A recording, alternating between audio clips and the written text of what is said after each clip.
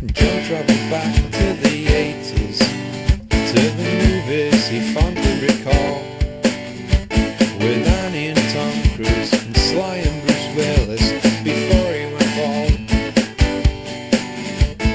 Back when the movies were simple and the plots had no deep commentary, just some hero with biceps and witty one-liners shooting all he could see.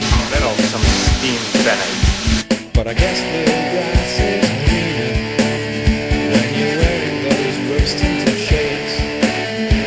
But while he's stuck in the 80s, John will take his movie lemons and give you lemonade. So sit back and relax, just sit back wherever you are, for the movie reviews and the science bits too. On Shitcase Cinema, on the Shitcase Cinema, oh it's the Shitcase Cinema. Wherever you go, Ming, I will find you. All of us. Forever. Chances are, if you grew up in the 80s, then you're quite familiar with Defenders of the Earth.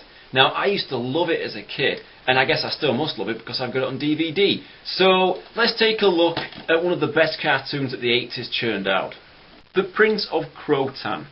Well, that's a mistake straight away. Crotan is Ming's son. So how the hell can he be the Prince of Crotan when he's called Crotan and he's actually from Mongo? So he's therefore the Prince of Mongo, not the Prince of fucking Crotan.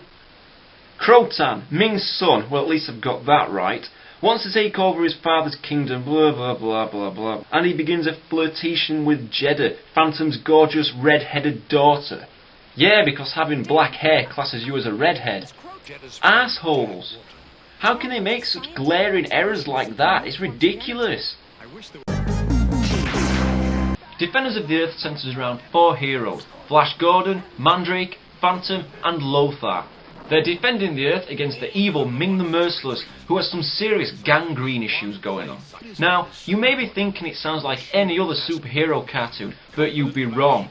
The creators obviously realised this too, so to make it stand apart from other cartoons of the time, they made these characters all single parents. So, this is Rick, that's LJ, there's Jeddah with her red hair, and there's Kashit, or whatever the hell he was called. Single parent families, all defending the Earth together. At least it's an original idea.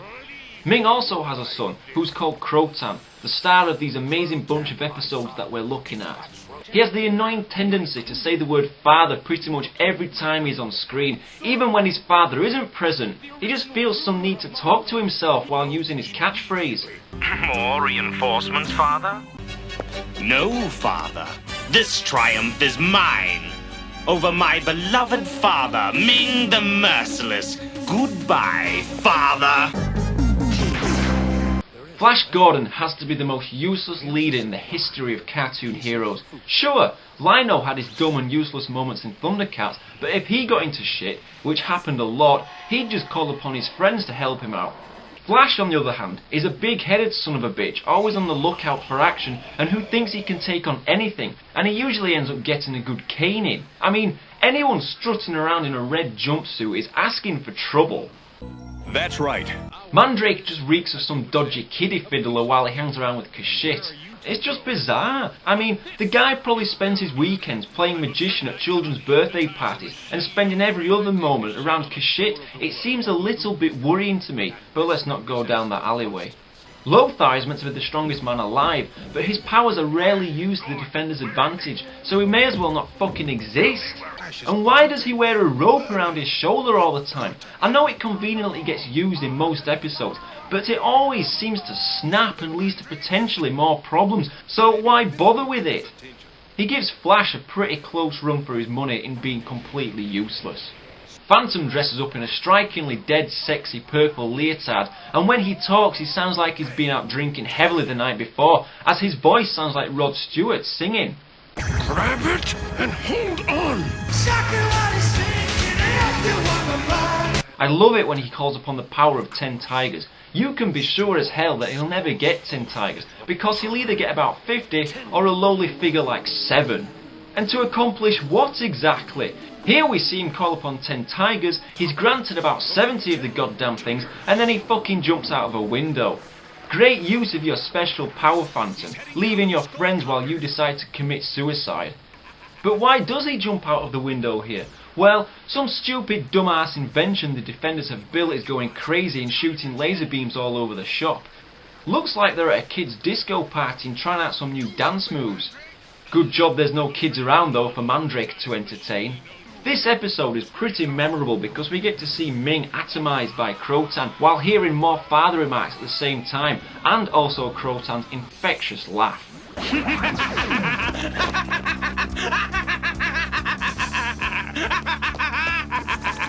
He should team up with the Ninja Master and laugh with him or do some stupid shit. Well, whatever.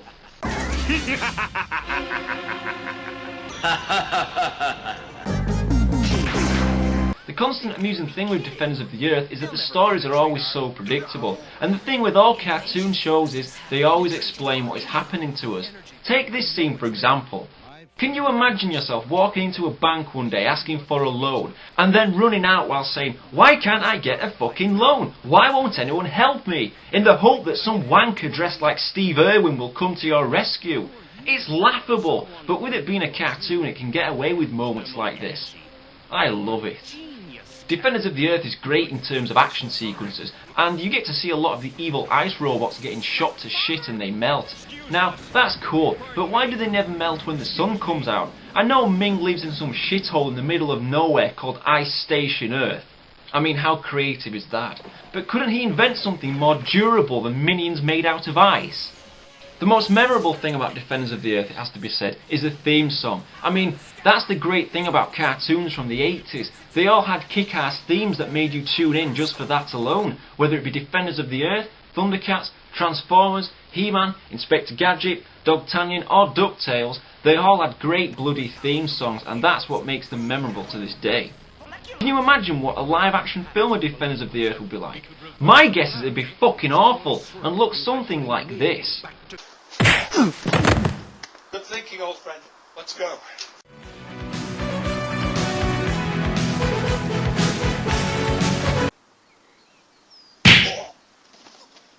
Put the mind reader thingamy-bobby jiggy on his head.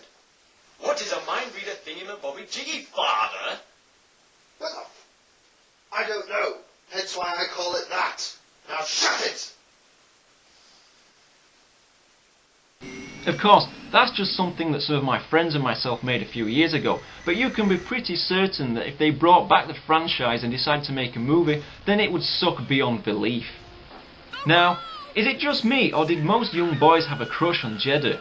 Of course, she always had that stupid pet panther with her all the time, which made no sense, and of course, she had the ability to control animals' minds, so you'd be certain that she'd try her powers on you to make you do all the cooking and cleaning and all that crap.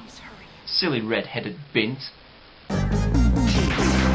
Bring the prisoners before me, without delay. Yes, my lord, me.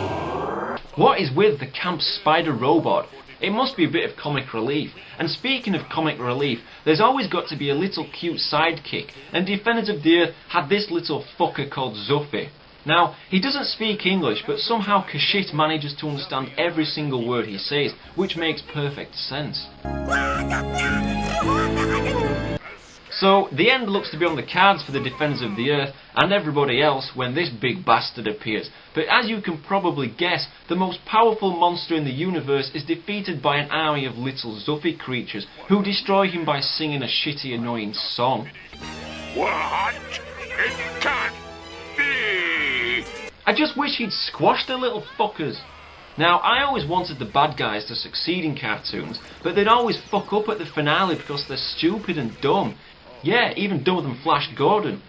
It was always the same in He-Man. Skeletor would be on the brink of victory, and suddenly She-Ra would pop up, flash her tits, and the evil spell would be broken.